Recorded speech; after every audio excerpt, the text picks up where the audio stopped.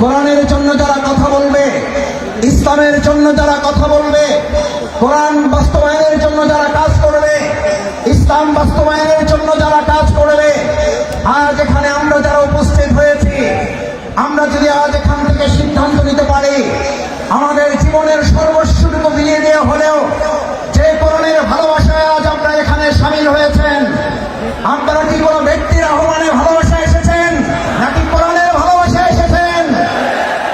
দেশের ভালোবাসা এসেছেন? এই কোরআনকে আগামী দিনের সংসদে যদি পাঠাতে হয়, তার জন্য আমাদের 2024 সালের জুলাই আগস্টের তরুণ যুবকেরা যারা জীবন বাজি রেখে উই ওয়ান্ট জাস্টিসের স্লোগান রেখেছিল, সেই উই ওয়ান্ট জাস্টিসের স্লোগান বাস্তবায়ন কি মানুষের তৈরি করা মতবাদ বাস্তবায়ন করতে পারবে নাকি কোরআন পারবে? উই ওয়ান্ট জাস্টিসের জন্য তরুণ যুবকেরা আমাদের বীরমুক্ত আবু সাঈদরা যদি জীবন দিতে পারে, আজ তরুণ যুবক এবং আমাদের জনতাকে জিজ্ঞেস করতে চাই, আগামী দিনে কোরআনের সংসদ কায়েমের জন্য, ইসলামের সংসদ কায়েমের জন্য আরেকবার যদি জীবন দিতে হয় আমাদের, সেই জীবন দিতে আমরা কি রাজি থাকবো? আমরা কি রাজি থাকবো?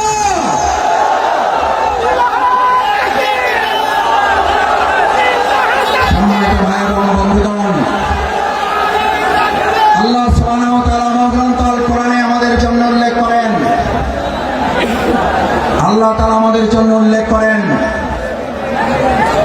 আফাহাসিবতুম আন্নামা খালাকনাকুম আবাসা ওয়া আন্নাকুম ইলাইনা লা তুরজাউন। আল্লাহ সুবহানাহু ওয়া তাআলা আমাদেরকে পৃথিবীতে প্রেরণ করে আমাদেরকে স্মরণ করিয়েছেন। তোমরা কি মনে করো যে তোমাদেরকে এমনিতে অর্থহীন ভাবে, টার্গেটলেস, এইমলেস, গোল শূন্য, কোন উদ্দেশ্যহীন ভাবে তোমাদেরকে আমি পৃথিবীতে প্রেরণ করেছি? ওয়া ইলাইনা লা তুরজাউন, অথচ তোমাদেরকে তোমাদের কাজ সম্পন্ন করে কি আবার আমার কাছে ফিরে আসতে হবে না? আমাদের সম্মানিত ভাই এবং বোনেরা, আমার পর্দার আড়ালের মা ও বোনেরা যারা আছেন এখানে আজ যারা উপস্থিত হয়েছি, আমাদেরকে একথা ভালো করে মনে রাখতে হবে, আজ এখানে আমরা যে কোরআনের ভালোবাসা এসেছি, সেই কোরআন আমাদের উপরে তিনটি মৌলিক দায়িত্ব অর্পণ করেছে। এক, আল্লাহ সুবহানাহু ওয়া তাআলা বলেন, আফাহাসিবতুম আন্নামা খালাকনাকুম আবাসা, আমি তোমাদেরকে অর্থহীন ভাবে পৃথিবীতে সৃষ্টি করি নাই, আমি তোমাদেরকে পৃথিবীতে সৃষ্টি করেছি একটা গুরুত্বপূর্ণ উদ্দেশ্য নিয়ে। সেই উদ্দেশ্য সম্পর্কে আল্লাহ তাআলা এই পরিষ্কার রোডম্যাপ ঘোষণা করেছেন। এখন আমাদের দেশের অর্থনীতি সংস্কারের প্রশ্ন উঠছে, আমাদের দেশের রাজনীতি সংস্কারের প্রশ্ন উঠেছে, পররাষ্ট্রনীতি সংস্কারের প্রশ্ন উঠেছে। আমরা আজ সংস্কারের দায়িত্বে যারা আছেন তাদের কাছে আল্লাহ তাআলার সংস্কারের রোডম্যাপ তুলে দিতে চাই। আল্লাহ তাআলা কোরআনে ঘোষণা করেন, ওয়াইম্মা ইয়াতিয়ান্নাকুম মিন্নী হুদান, আমি এই পৃথিবীতে মানুষকে প্রেরণ করে তাকে একটা রোডম্যাপ দিয়ে দিয়েছি। এই রোডম্যাপের মধ্যে তার রান্নাঘর থেকে শুরু করে তার সংসদ ভবন পরিচালনার পর্যন্ত সমস্ত বর্ণ আমি উল্লেখ করে দিয়েছি। সুবহানাল্লাহ। আমার ভাইয়েরা, মহাগ্রন্থ আল কোরআনের মধ্যে যে রোডম্যাপ আল্লাহ উল্লেখ করেছেন, ফামান তাবিআ হুদায়া, যদি এটাকে ফলো করে, যদি এটাকে অনুসরণ করে, যদি এটাকে মেনে চলে, তাহলে আল্লাহ ঘোষণা দিচ্ছেন, কোন প্রধানমন্ত্রী না, কোন প্রধান উপদেষ্টা না, কোন উপদেষ্টা বৃন্দগণ নন, কোন জাতিসংঘের মহাসচিব নন, এক আল্লাহ সুবহানাহু ওয়া তাআলা ঘোষণা দিয়েছেন, ফামান তাবিআ হুদায়া, তাহলে তোমরা রোডম্যাপের আসল রাস্তা খুঁজে পাবে। আমরা আজ বাংলাদেশের বর্তমান দায়িত্বে যারা আছেন তাদের কাছে মহাগ্রন্থ আল কোরআনের আহ্বান পৌঁছে দিয়ে বলতে চাই, বাংলাদেশকে যদি যথাযথ সংস্কারের মাধ্যমে তার আসল রোডম্যাপে পরিচালনা করতে হয়, তাহলে মহাগ্রন্থ আল কোরআনের আইন দিয়ে ছাড়া মানুষের তৈরি করা কোনো চিন্তাতন্ত্র মতবাদ দিয়ে পুরনো সংস্কার করা সম্ভব হবে না। ভাই এবং বন্ধুগণ, আল্লাহ তাআলা বলেন, যদি এটাকে ফলো করো হুদায়া, তার সঠিক পথ পাবে। আচ্ছা, আপনাদের কাছে জিজ্ঞেস করি, যদি কোরআন অনুসরণ করার মধ্যে দিয়ে সঠিক পথ পাওয়ার কথা বলা হয়, তাহলে আমাদের কাছে কি এই প্রশ্ন ওঠা স্বাভাবিক নয় যে কোরআন বাদ দিয়ে যে কোনো পথ অবলম্বন করলে ওটা সঠিক নয়, ওটা গোমরাহের পথ? কোরআন যদি আল্লাহর পথ হয়, তাহলে কোরআনের বাইরে যা পথ আছে সমস্ত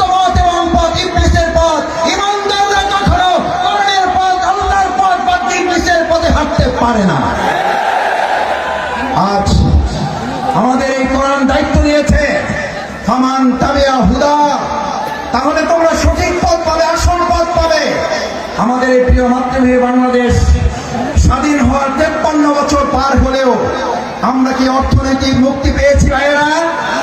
আমরা কি সাংস্কৃতিক মুক্তি পেয়েছি? আমরা কি রাজনৈতিক মুক্তি পেয়েছি? এই সকল মুক্তি আমাদের যদি পেতে হয় তাহলে আমাদের মানুষের তৈরি করা মতবাদের দিকে নাকি কোরআনের দিকে ফিরতে হবে? আমাদের গ্রামে, আপনাদের গ্রামে আমরা সবাই একটা কথা বলি, সোজাতে হবেন, মরার আগে হবেন না। কখন হবেন? কখন হবেন?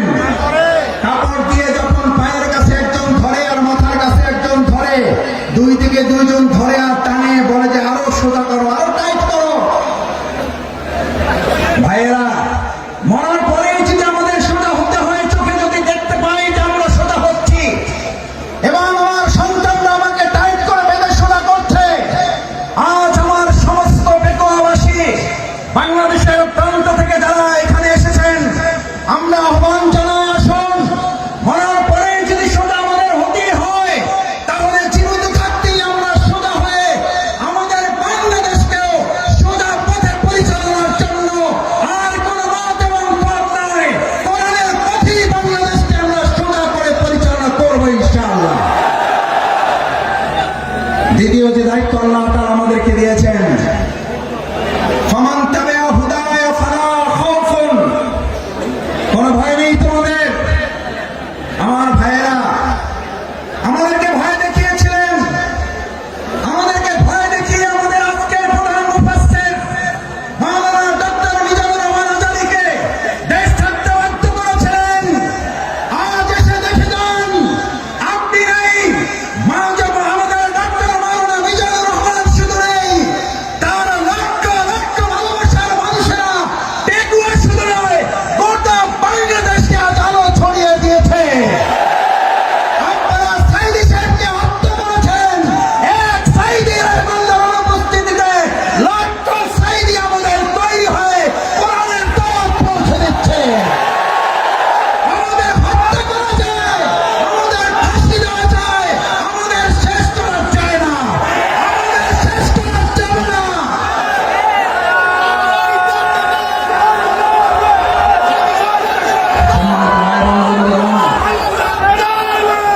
সম্মানিত ভাই এবং বন্ধুগণ, ফালা খাউফুন, সুতরাং আমাদেরকে আপনি ভয় দেখাবার কে? যারা আমাদেরকে ভয় দেখিয়েছেন, 17 বছর এই বাংলাদেশের 18 কোটি নাগরিককে আপনারা ভয় দেখিয়েছেন।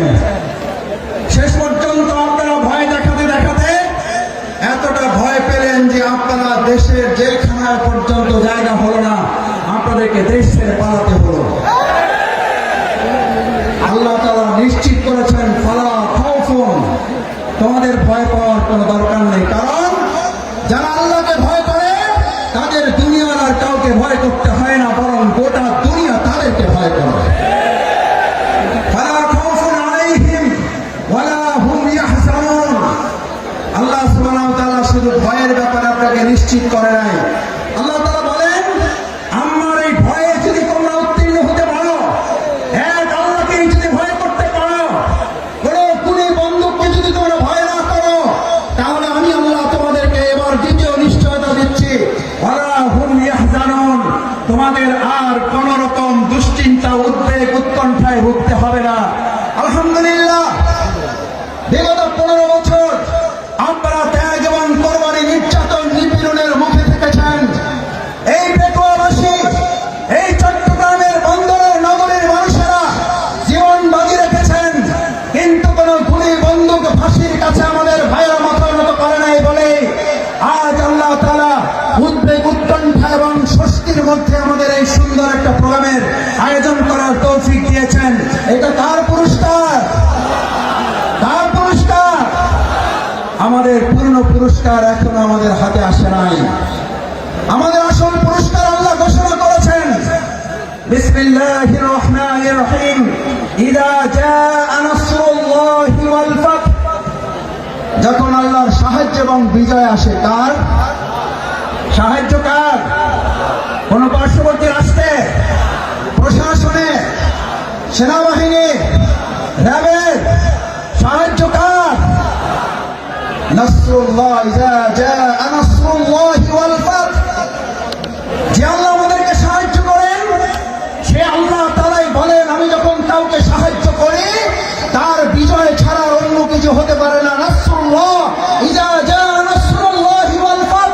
কারণ আমার সাহায্য যেখানে যায় গোটা দুনিয়া তার বিপক্ষে থাকলেও বিজয় ছাড়া তার কিছুই হয় না। আজ বাংলাদেশে আল্লাহর সাহায্য এসেছে, গোটা কোরআনের রাষ্ট্র কায়েম হওয়া ছাড়া পূর্ণাঙ্গ বিজয় আমাদের হতে পারে না। আমাদের পূর্ণাঙ্গ বিজয় কি? আমাদের পূর্ণাঙ্গ বিজয় শুধু একজন এমপি হওয়া নয়, আমাদের পূর্ণাঙ্গ বিজয় শুধুমাত্র একজন মন্ত্রী হওয়া নয়, আমাদের পূর্ণাঙ্গ বিজয় শুধুমাত্র একজন রাষ্ট্রপতি হওয়া নয়, আমাদের পূর্ণাঙ্গ বিজয় শুধু একজন প্রধানমন্ত্রী হওয়া নয়, আমাদের পূর্ণাঙ্গ বিজয় শুধুমাত্র ইসলামী দল ক্ষমতায় যাওয়া নয়, আমাদের পূর্ণাঙ্গ বিজয় হচ্ছে আলা লাহুল খালকু ওয়াল আমর, সৃষ্টি যার, আইন চলবে তার। আমার ভাইয়েরা, সৃষ্টি যার, আইন চলবে তোমার। আইন চলবে কার? আইন চলবে কার? বাংলাদেশ আজ সেরকম একটা সুন্দর কল্যাণমূলক রাষ্ট্র বিনির্মাণের জন্য এখানে যারা এসেছেন, কোরআনের প্রেমে যারা বসেছেন, কিসের উপরে বসেছেন এটা চিন্তা করেন নাই। আপনার মাথার উপরে ফ্যান আছে, লাইট আছে, বাতাস আছে, নাই চিন্তা করেন নাই। আজ এখানে যারা এই কোরআনে পেশ করে কোরআনের ভালোবাসায় সমবেত হয়ে গায়ে গা লাগিয়ে লক্ষ লক্ষ জনতা এখানে হাজির হয়েছেন।